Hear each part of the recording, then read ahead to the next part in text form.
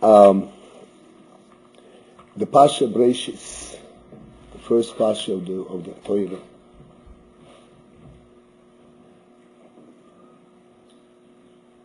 This year, the Pasha Bereishit, we have a whole week to learn the Pasha Bereishit. This is not usual, because usual Simchas Torah is someplace at the end of the week, and then immediately after that comes Shabbos Bereishis. We only have one day, or mostly 2 days, to learn the whole Pasha. So we don't have a chance to think about it and to think into it and to go a little deeper. But this year is an excellent opportunity to talk about Pasha Bereishis.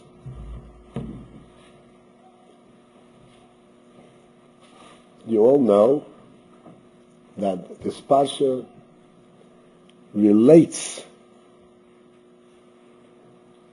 how Hashem created the world. It relates the order in which the world was created.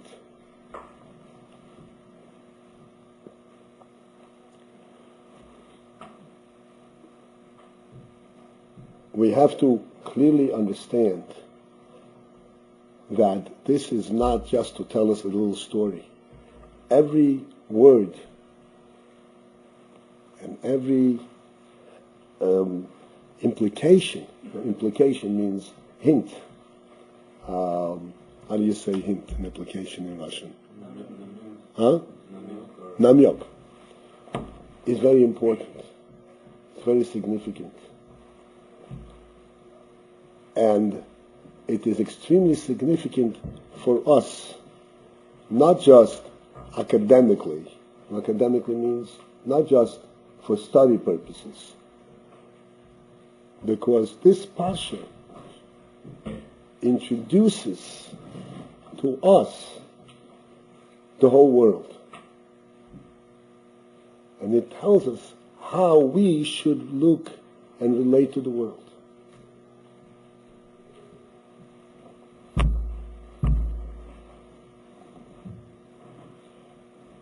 It's extremely rich, and to cover the Pasha in all its details is clearly impossible. I would like to try to discuss just a couple points. The first point is where in the very first day it says, Vayomer Elokim Yehi Oir, Vayhi Oir. And Hashem said, let it be light, and there was light.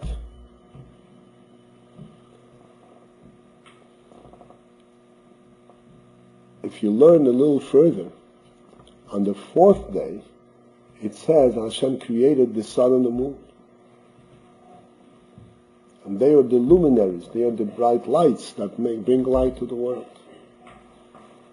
And yet, light was created in the first day. How was light created if there was no sun and no moon and no stars?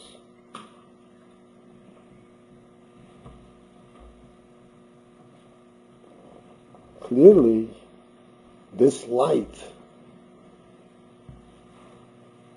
has a different meaning than the light of the sun as we know it.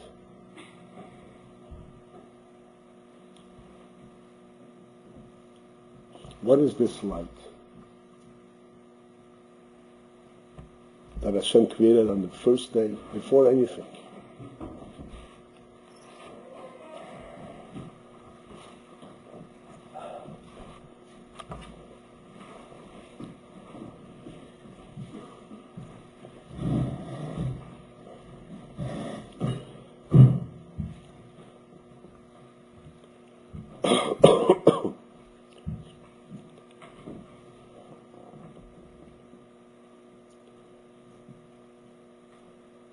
Hashem created a world. The meaning of world is that everything that exists depends on everything else. Nothing is a true existence in itself. Everybody understands the words that I said? Existence. No. Nothing exists by itself. Right? This box of tissues could not stay over here by themselves. You need a table to hold them up. The table cannot stand by itself. It needs a floor to hold it up. The floor could not stand by itself. It needs a base, a foundation, fundament to hold it up.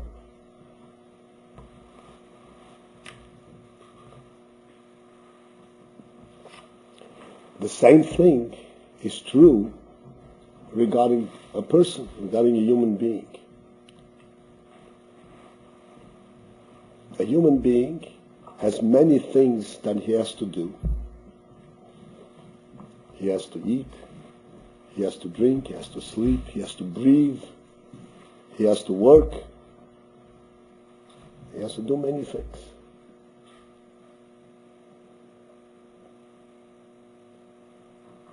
When we examine all the things that a person has to do, from the simplest to the most complicated, translate that. The whole spectrum of human activity. Everything has a reason why a person does it. A person eats because he's hungry. If he were not hungry, then he wouldn't have to eat. And the same thing goes about everything else. He sleeps because he gets tired. If a person would not get tired, then he wouldn't have to sleep. And if we go through every aspect, everything, of a person's activity, it would seem that everything that he does is the result of something that he is missing, of some shortcoming, of some problem. There is nothing positive about his activities. He doesn't do anything because this is the right thing to do. He does it because he's forced to do it because of some shortcoming. You understand that? Everything?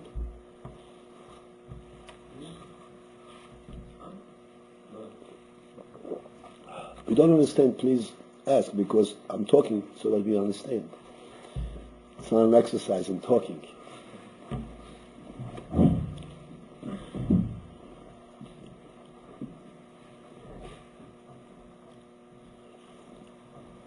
If we should accept,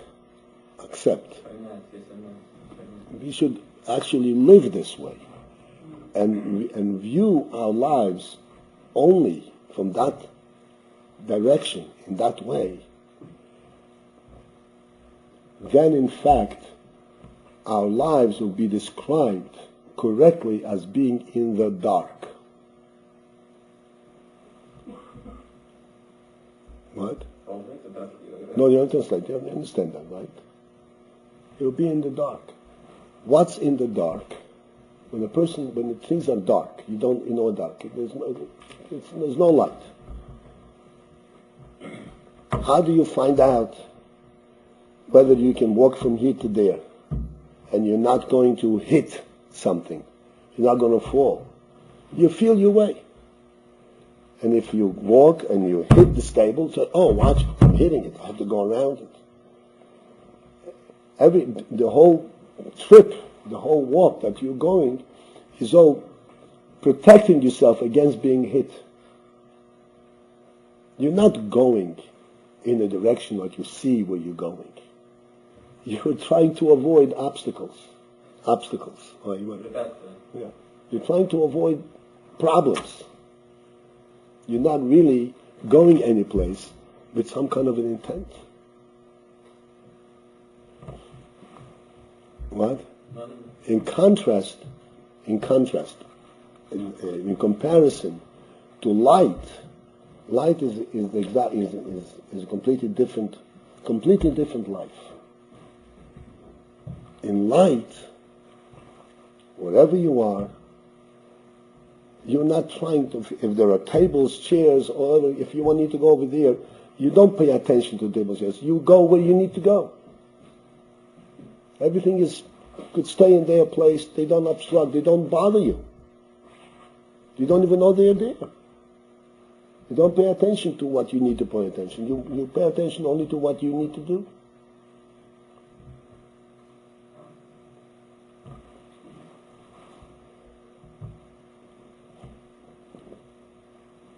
So,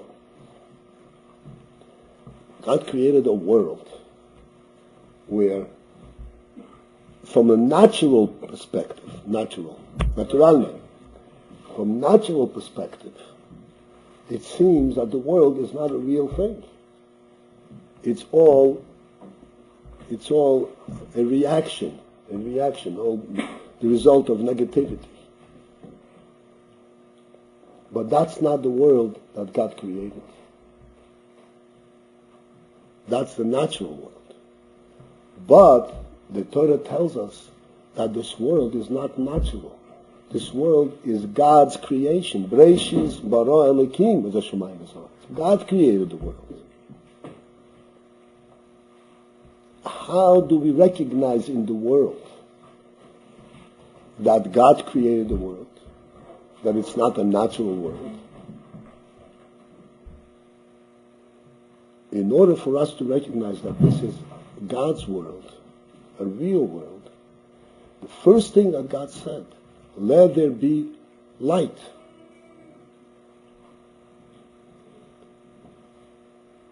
Which means that God had actually put into the world a true and significant meaning in the world, so that the world can go on and develop and grow on the basis of light rather than the basis of darkness, on the basis of what is valuable, what is good, what is meaningful. Everybody understands these words? Valuable, good, meaningful. A person can choose, can recognize what is a meaningful life and go for it. Not as a reaction and say, oh, this is no good, and therefore I have to go to a different way. He can recognize and identify what is good and follow and seek the good directly, not from a negative perspective, from a negative approach. Just to give you a simple illustration what we mean. If you drive a car, you don't drive cars, but you know that when you drive a car, there are rules.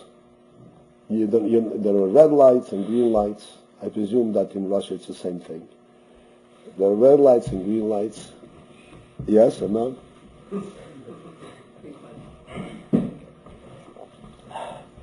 And if you pass a red light, you get a ticket and you have to pay a fine. In addition to the fact that if you pass a red light, you are putting yourself in harm's way. You can put yourself in danger, and you put other people in danger.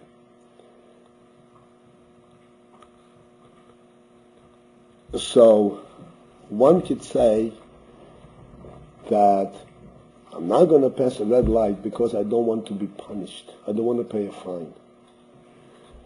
And one could say, I don't want to pass a red light because I want to live according to the rules that human beings have set up to live, which are good rules. They're not Torah rules, but they're good rules in order to run a smooth society. and not going to violate these rules.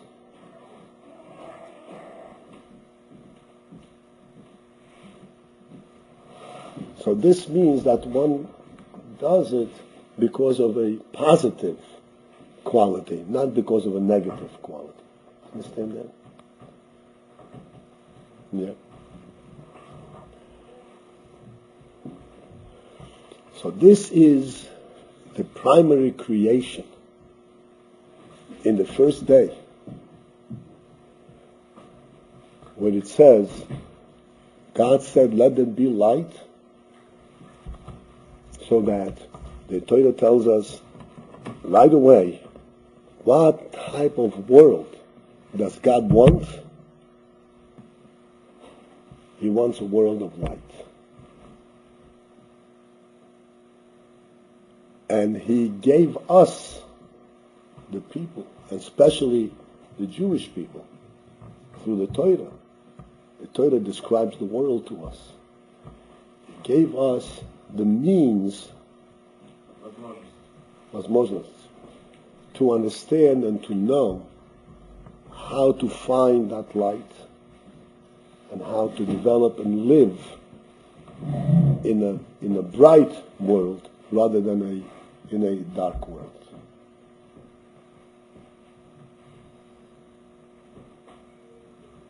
This is essentially what you have come to yeshiva for, to learn the Torah, so you would know, we would know, to identify and to find a light in a world that naturally would tend to be dark.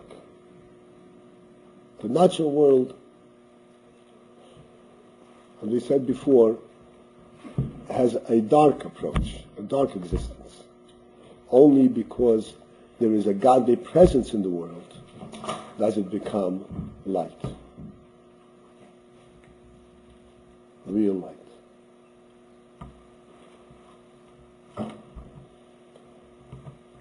This is the first day of creation.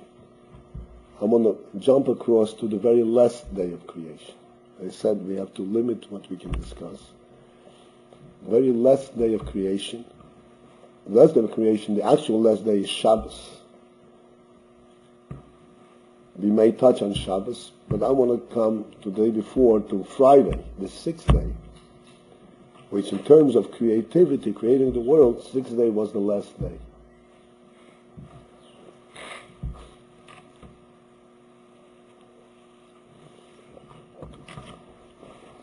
And in that day, on the sixth day, there were two parts to the sixth day. The first half and the last half. The latter, the afternoon, the last half.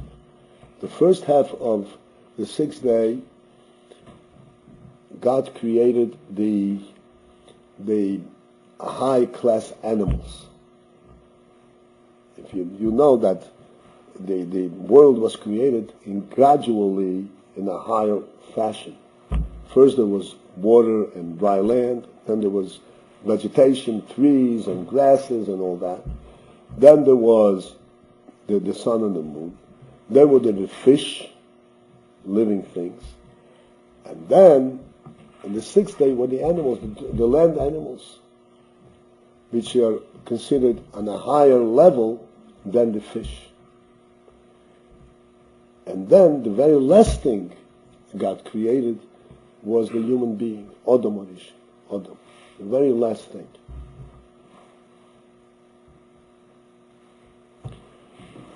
But that wasn't the end of creation. The very last thing that God said in the process of creation, the process of creation, the very last thing, you know that the Mishnah says, the Gemara says, that God created the world with 10 utterances, 10 declarations. He said, Vayomer, 10 things that he said. That encompasses the whole world in a very general way. The 9th declaration is When Hashem said, let us make man. That's the 9th declaration. What's the 10th one? The 10th one is when Hashem said to Adam, I am giving to you the whole world. When Hashem said, this is the very last thing that it says Vayomer in this passage. That God, after creating everything, and clearly that God created Adam Rishon, the very last thing, because He prepared the whole world for him, so that when he comes to the world, everything will be ready for him. But what does Adam need the whole world? What is his function in the world?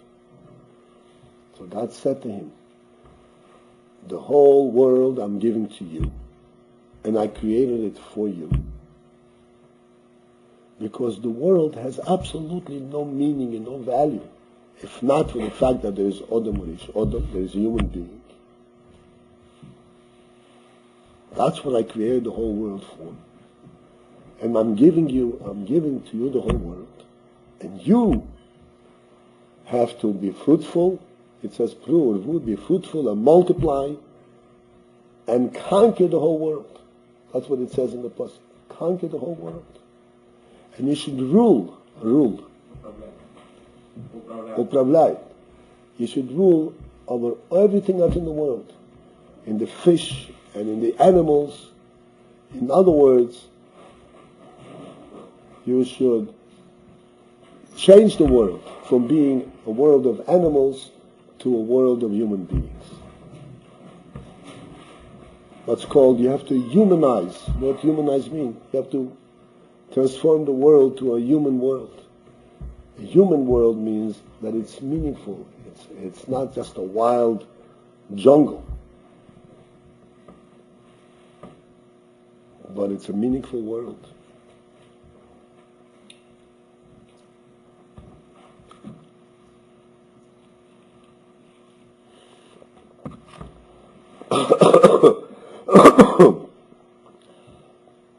This is the function that God has given to the human being, the job.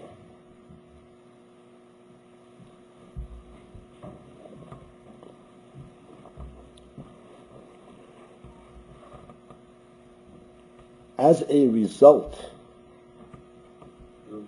as a result of the human being the ruler of the world, this shows how the world is basically light, not dark. This is the conclusion. When God said, let there be light on the first day, the light of the world is actualized, revealed, and becomes real with the creation of Adam.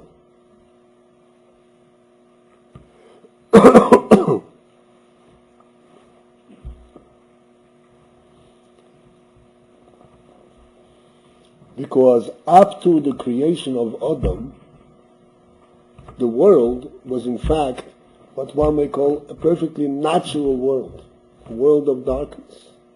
Like we said before, from a natural perspective, it's dark. The animals don't have a purpose. The animals eat because they're hungry.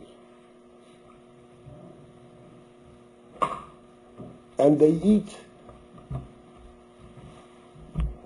not because God had told them you can eat this. They eat because they like to eat it. Adam Rishon is different.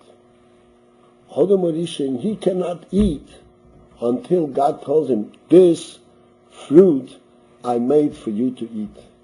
This grass I made for you to eat. That's what it says in the 6th day. I'm giving over to you everything, all the vegetation to eat. And along with you, along with the human being, the animals also were then given them permission to eat all the vegetation.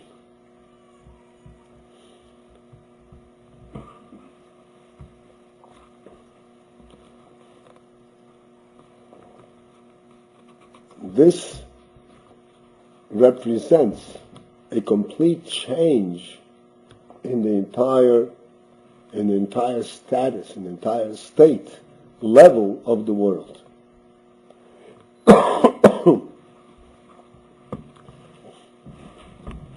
When we eat, what do we do before we eat?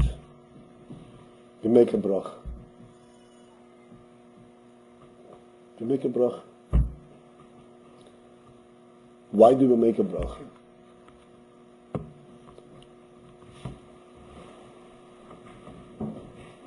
So,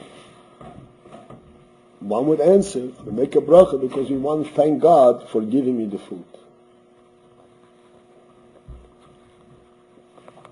But if you want to thank God for giving you the food, then you have to thank God for giving you the money to buy the food.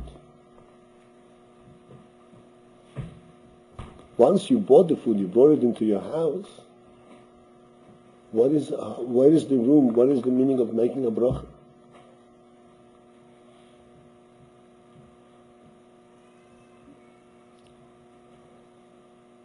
And then further, if you're just thanking God for giving you the food, so there should be one bracha for all the different foods.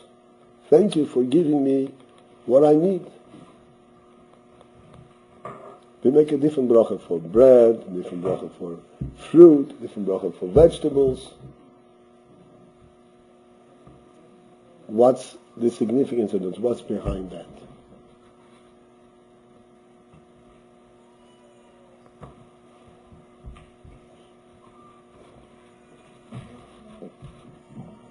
The union of a bracha is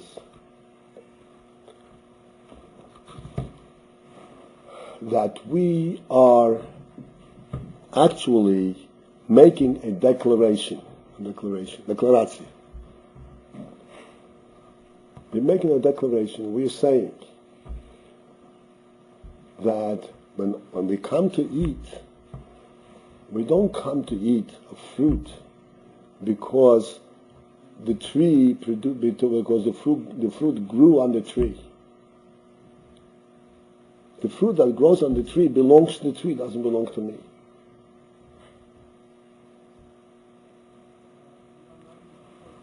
I'm not taking it away from the tree. The reason I am eating the fruit is that God created this fruit for me to eat. This is why I'm eating the fruit. If I were to eat the fruit just because it grew on a tree, then it's really part of the tree. It's not a fruit intended. Say intended.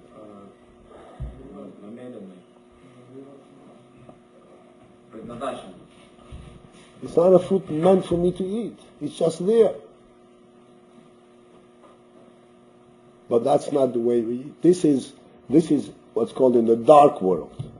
In the dark world, I eat whatever I can come by to eat. I'm hungry, so I eat. But in the light world, in the meaningful world, I eat because God had provided for me, had created food for, specifically, intentionally for me to eat. And this is why this is the meaning of the bracha. The meaning of the bracha is that I'm making a declaration, that I'm eating not the fruit that the tree produced, but the fruit that Hashem had made for me. Because I don't want to stoop down. A human being doesn't want to stoop down, fall down into the dark natural world. I'm always living in God's world. And if I need to eat, God provides for me the food that I need to eat. So even though even though we still see the world, a physical world, it's all there, we can see the world from two directions, from two perspectives. You can see the world in two different ways. One is the natural way, which is called dark, and one is the godly way, which is called light. And right in the beginning of the creation, God said that the purpose and the reason I created the world is to reveal the light, that it should be a light, a bright world. A bright world is such that everything has a meaning, a bright meaning, not a dark meaning. In other words, we do not do things only because of shortcoming, only because of negativity. We do things because of positivity, for a positive reason. Like, for instance, the next day after the sixth day came Shabbos. Shabbos, you all know, Shabbos is a mitzvah to eat. So here is where we're eating, not at all connected with being hungry. We're not eating because we're hungry. Of course, we can't eat unless we're hungry, because otherwise we throw back the food. But that's not the reason we eat. The reason that we eat is because it's a holy day, and it's a mitzvah to eat. Here we see right away that this is a bright world. We have the Torah, we have the direction, we have the means, the instruction, how we can live in this world in the bright, in light rather than in dark.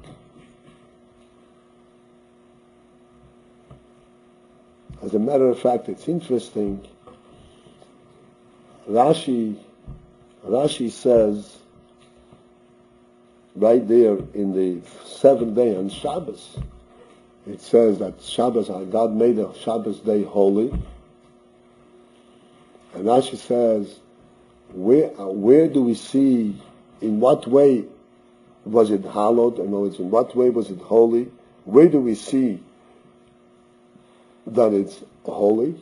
We see that it's holy in the fact that the man in the desert, you know this story, the man, that Eden had man in the desert? The man didn't come down on Shabbos. Instead, it came down on Friday for Friday and Shabbos, a double dose. That's why on Shabbos we have two challahs. So what is the significance? It's again the similar point that even though we are still in the physical world, we're still in the natural world, but our function, our job, our responsibility is to rise above the natural world and to recognize that this is not a dark natural world, but it's a godly, bright world. So that we have a day like Shabbos. We also have to eat on Shabbos. But clearly on Shabbos, we eat not because we have prepared our food on Shabbos. In other words, we're completely above the natural world. We don't relate to the natural world at all. We have everything ready from before. In order to express that this is a day that is actually removed from the natural world. It's only light, it's only holy.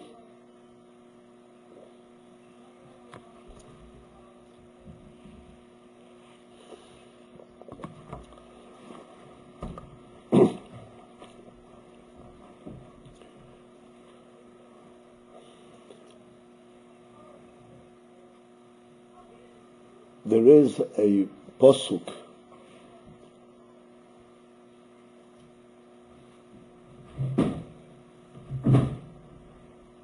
in Tanakh, in Tehillim, where it says, Reishis Chochma Yiras Hashem. That the beginning of Chochma, the beginning of wisdom, the starting point of wisdom, where does wisdom come from? Wisdom comes from Yiras Hashem. What does this mean? That wisdom comes from Yiras Hashem means the fear of God. What is the connection? What is the connection? You understand what I'm saying? What is the connection between fear of God and Chochmah and wisdom? It seems to be two different things.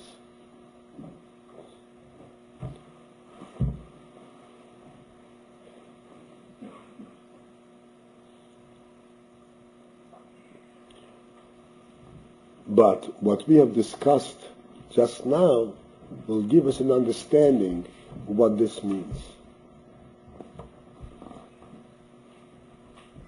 Because the chokhmah, the wisdom that this pasuk refers to is not a wisdom that is applied in the dark. This is a wisdom that understands light. In other words, it's not a wisdom that will help me to go through and find my way in the dark, like I said before. Figure out how to go around the room in the dark and get to my place. That's not the wisdom we're talking about. We're talking about wisdom that explains to me the darkness, how the natural world operates. That's not the wisdom we're talking about. That's what's called the wisdom of the dark. But we are looking for the wisdom of the light. God said, let it be light.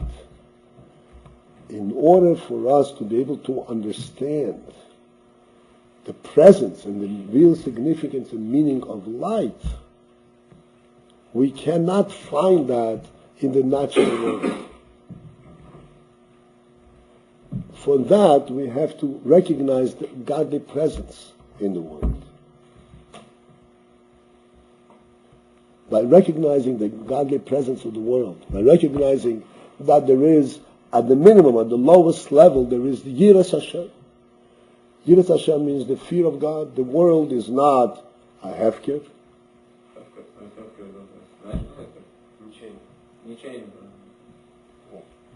It's not a free-for-all. It's not a jungle. It's not a dark place that goes nowhere. The world has a creator. The world has a purpose. The world has a meaning. And this is all represented in the word of Yiras Hashem, of the fear of God. What does fear of God mean? Recognizing that there is a great meaning to life.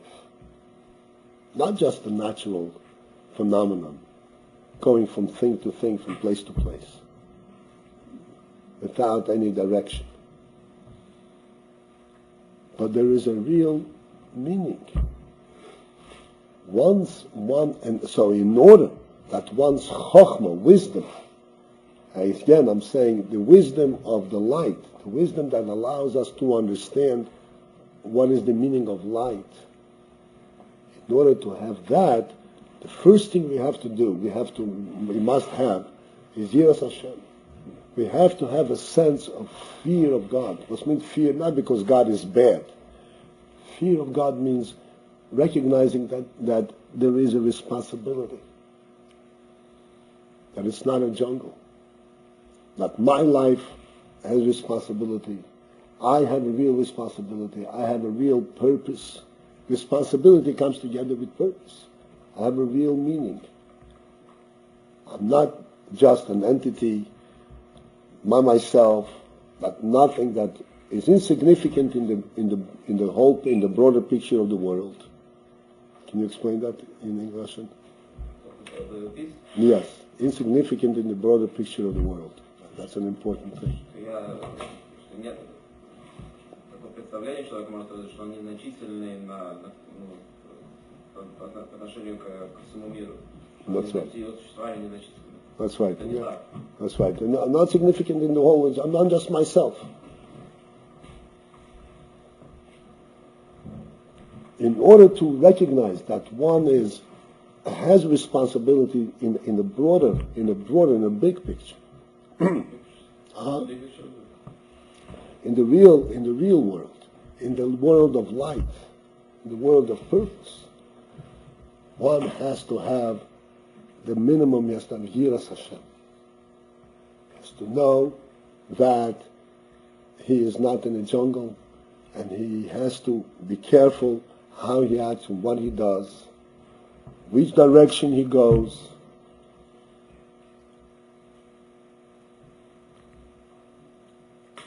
Because there is a higher presence. The world stands for something higher than the natural state. When we eat, it's not just we ate something from the fruit, from the tree. We ate something that God Himself served us and gave it to us.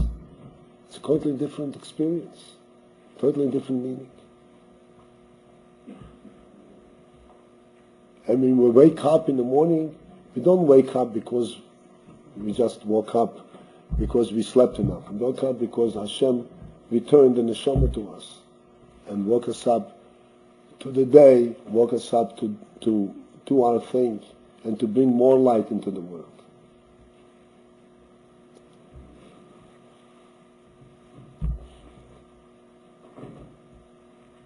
So, I hope in Mitzvah Hashem, with God's help, this is the beginning of the year, and we're all going to undertake to accept our duties and to make this a successful year. What? No, nothing. You look at me, I thought you wanted me to say that. What? You looking at me, I thought you wanted me to say that. No. So we make it a successful year. Okay, this is like the first day. The first day, you just should know that this is a world of light. And you came here to understand what is light.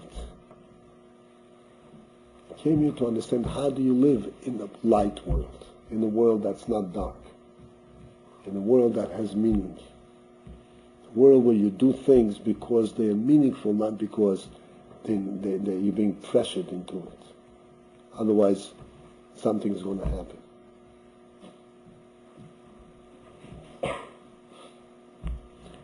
This opens up one's mind and brings one to chokhmah, wisdom.